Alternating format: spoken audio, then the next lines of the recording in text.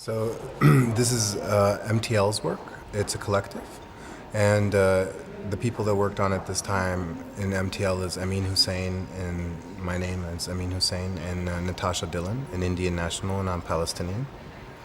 And the piece is called hashtag Occupy Wall Street, A Possible Story, and then in Arabic, إنها لثورة حتى النصر, which means it's a revolution until victory, and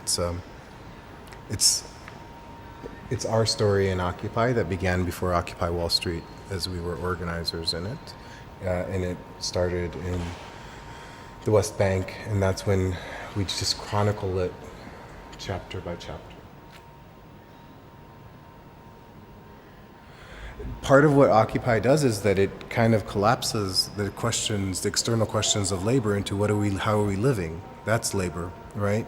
And so it complicates stuff, and the story here is meant to just guide people through the process of thinking about what we're thinking about in the form of resistance. Like, what are we resisting and what do we want? So the role of the artist, Benjamin talked about the artist as producer. I think we're in a period where we need to think of the artist as an organizer.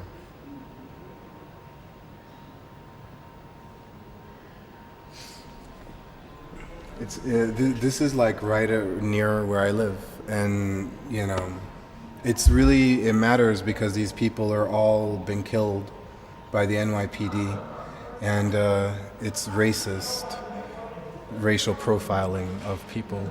And the names here are meant for if someone shows up, that the image also takes you into a feedback loop online where you can get information and this can have another meaning. And then over here it's like the absurdity of what we experienced with the Sandy hurricane is that the city was without electricity for 2 weeks, but Goldman Sachs had a private generator, and so we just made a meme out of it. And that's just, you can't make that stuff up. It's a real image.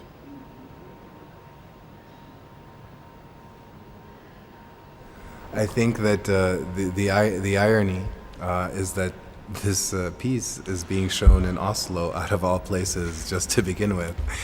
Milena talks about the state of exception in Norway, and I think that's true, but I also think that it's about community. So Norway may have borders, but it has borders for people. It doesn't have borders for capital, right? None of these places have borders for capital. Why does that matter? Because it matters because our futures are interlinked. So how you choose to live impacts what happens in the rest of the world. How we choose to struggle impacts what happens over here. And the stakes are high, and it's real, right?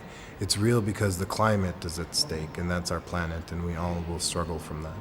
But it's also real because war doesn't stay in one place anymore, and these resources that people are struggling over, and us wanting to have more jobs and do more things, doesn't leave anyone. And then the flip side of that is we're all implicated, right? So the narrow idea of neoliberalism is like, oh, you work, you do, that's your life. No, we are more than that.